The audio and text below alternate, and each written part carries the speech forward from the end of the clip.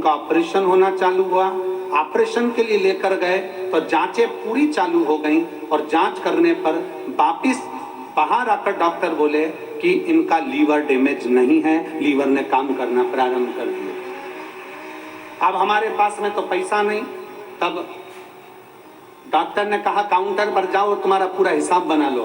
Counter पर पहुंचने पर हिसाब बनाया तो हिसाब में भी 1 रुपया देने का नहीं निकला। मैं बाबा को यहाँ धन्यवाद देने के लिए आई हूँ। कहीं बैठी हो रितु त्रिवेदी, अमरोहा निवासी, कहीं बैठी हो तो आ सकती हैं बेलपत्र लेने के लिए। शिव तत्व की प्राप्ति इसी को कर।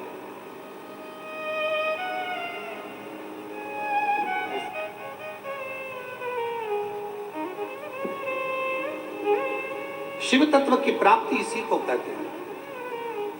भगवान शंकर की उदारता इसी को। शिव जी के पास में, भगवान शंकर के पास में विष का कटोरा पहुंचा। विष का कटोरा।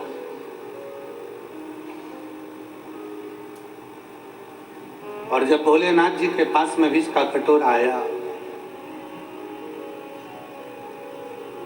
शंकर भगवान के पास में जब विष का कटोरा पहुंचा तो सबसे पहले नंदी ने पूछा। सबसे पहले नंदी पूछ रहा है।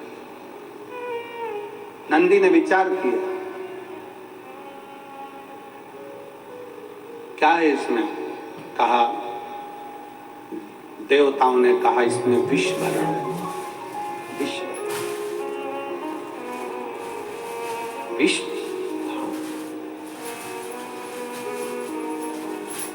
किसके लिए लेकर आए हो?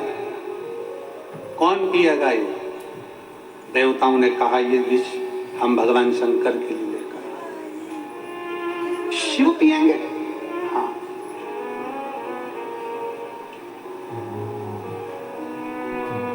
नंदी की आंख में से आंसू बहने लगे। जैसे ही आंख में से आंसू बहे वहीं पर भृंगी खड़ा था और भृंगी ने पूछा कि ये आज नंदी तुम रो रहे हो? तुम्हारी आंख में आंसू भरे हुए? नंदी किस लिए? नंदी कहते हैं आज भोले बाबा के लिए। दुनिया के लोग कोई बेलपत्र लाता है, कोई जल लाता है, कोई दूध लाता है, कोई सामग्री लाता है, पर आज मेरे भोले बाबा के लिए विष आया।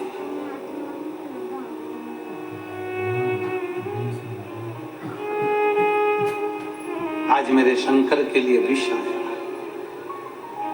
भृंगी ने मुस्कुराते हुए कहा, नंदी किस बात के लिए रोना?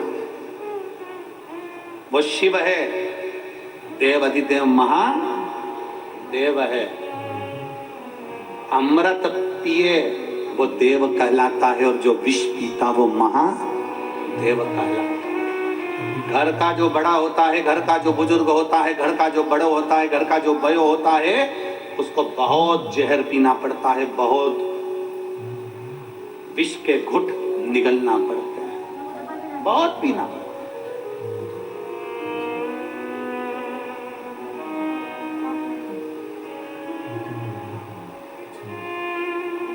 दुख झेलना पड़ता है। घर का बड़ा जो होता है ना, घर का जो बुजुर्ग होता है, मेरा सभी माताओं से निवेदन है, मेरे घर के बुजुर्गों से निवेदन है, मेरे सम्मुख में बैठे हुए माता पिताओं से निवेदन है कि एक बात अपने भीतर उतार लो।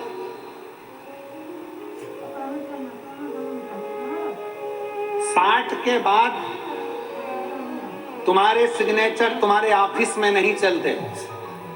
चलते हैं? अरे जम के तो बोलो नहीं। 60 के बाद तुम्हारे सिग्नेचर तुम्हारे ऑफिस में नहीं चलते तो तुम अपने घर में क्यों चलाते हो? 60 के बाद अपने भीतर एक बात अंदर उतार के रखो कि 60 के बाद मुझे ऐसे रहना है जैसे अपने घर में एक बच्चा रहता है, सबसे व्यवहार बनाकर, सबसे प्रेम रखकर, किसी को टोकना नहीं है, किसी को अपशब्द कहना नहीं है, किसी को ताने देना नहीं है। अपनी चिड़चिड़ प्रवृत्ति, अपने भीतर का क्रोध, भीतर का चिड़चिड़पन मुझे आज कथा के पंडाल में छोड़ देना है और घर जाऊंगी तो ऐसी जाऊंगी जैसे निर्मल हृदय से जाते हैं। अपने क्रोध को घर पर छोड़ दो, अपने क्रोध को पंडाल में छोड़ दो, अपने भीतर की जो चिड़चिड़ प्रवृत्ति है, जो अहंकार है, जो क्रोध है, जो हमारे भीतर का क्रोध समाया हुआ है, वो फेंक दे।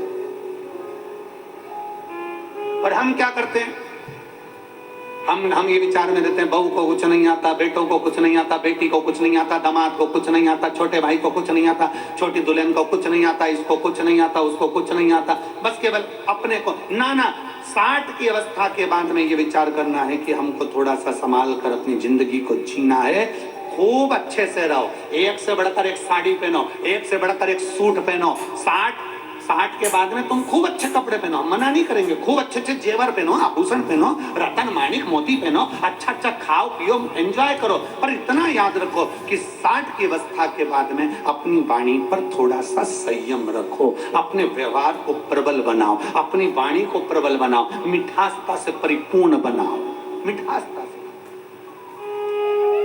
आज के जमाने में सबसे बड़ी बीमारी एक ही है, वो है शुगर की बीमारी। कौन सी बीमारी?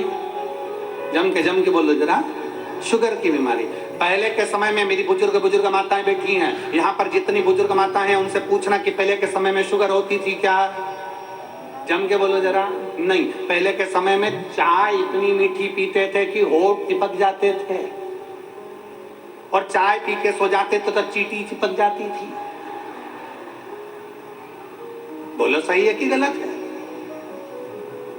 और इतनी सी चाय पीते थे क्या? हाफ कप पीते थे क्या? नहीं।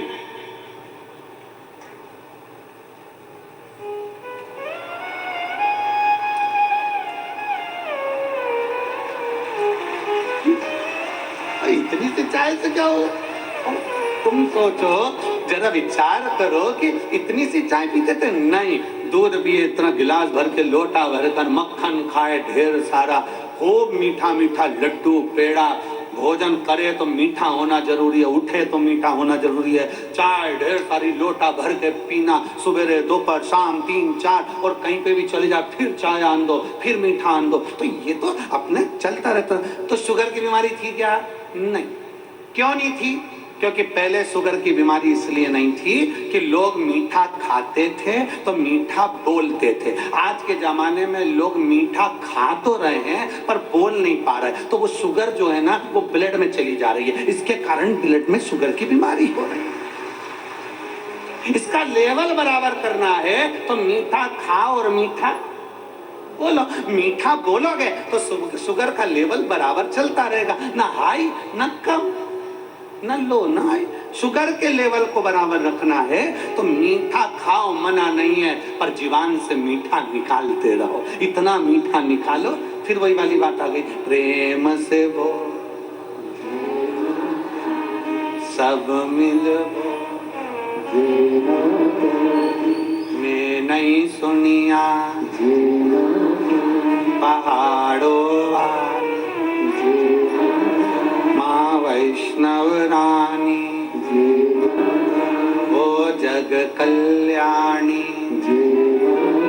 तो अब यही मिठास अपने परिवार में भी हमको देना है, बहुत मीठा बोलकर, इतना मीठा बोलकर, जब बोलो तुम्हारे मुख से ऐसा लगना चाहिए कि मिठास जो तुमने खाई है खीर, जो तुमने खाया तिल्ली का लड्डू, जो तुमने खाया है मैसूर पाक, जो तुमने खाया है काजू कतली, वो तुम्हारी जिह्वा से झलकना चाहिए कि मैंने इतना मीठा बोला। मिठास बोलो तो सही, एक बार प्रेम से बोलकर देखना, ए जी,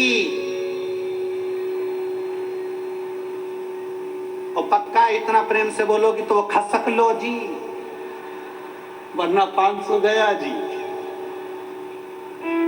मिठास परिपूर्ण होना, मिठास परिपूर्ण।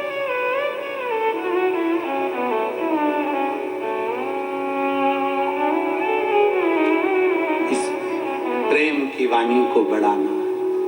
नंदी और नंदी के मन में भाव आया, नंदी रो रहे हैं, रो। भृंगी ने कहा क्यों रोना, घर का जो है ना, घर का जो बुजुर्ग है ना, घर का जो बयो है ना, वो विष बहुत पीता, बहुत पीता। आप बहुत